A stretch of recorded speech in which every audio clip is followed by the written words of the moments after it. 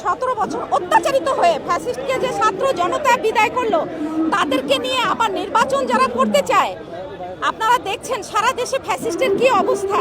তো এই অবস্থায় আবার নব্য ফ্যাসিস্ট জন্ম নিতে চাচ্ছে বিধায় তারা ইলেকশন করতে চায়। বেগম খালেদা জিয়া আপসহীন নেত্রী, ওনাকে স্যালিউট জানাই। উনি এমন একজন নারী, উনি কখনোই এই স্বৈরাচারী সরকারের সঙ্গে তাল মিলিয়ে চলাটা পছন্দ করেননি। যা তারই ধারাবাহিকতায় দেখা গিয়েছেন উনি জেল খাটতে প্রস্তুত ছিলেন এবং জেল খেটেছেন। উনি অসুস্থ ছিলেন, তারপরে উনি বলেন নাই যে আমি আপোষ মানছি।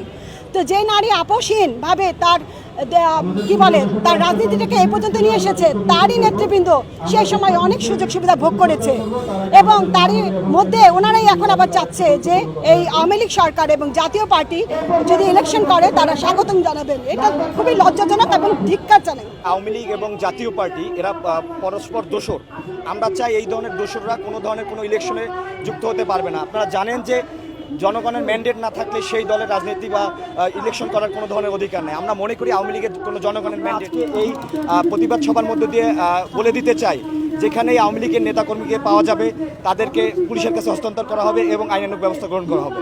বাংলাদেশকে যে অশ্রাব্য ভাষা বলে তারা ছোট করেছে, তারা অপমান করেছে, এটা বাংলাদেশের জন্য অত্যন্ত লজ্জার।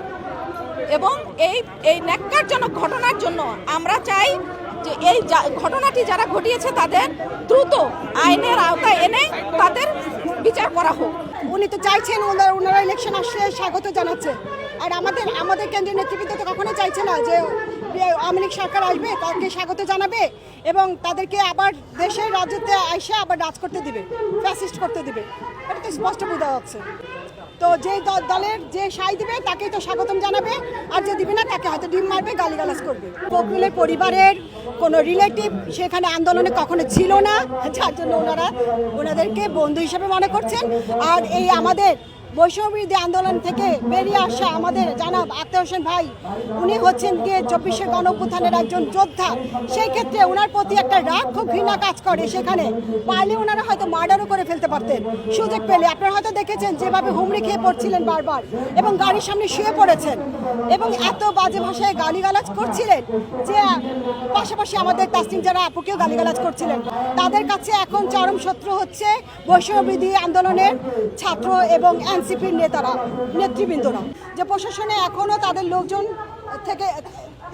তাদের লোকজন আছে এবং এই লোকজনগুলোই ওনাদেরকে সহায়তা করছে বিভিন্নভাবে, যার জন্য ওনারা এনসিপির কার্যালয়ের নিচ পর্যন্ত এসে ওনাদের বিক্ষোভ মিছিল করে বা স্লোগান দেয়।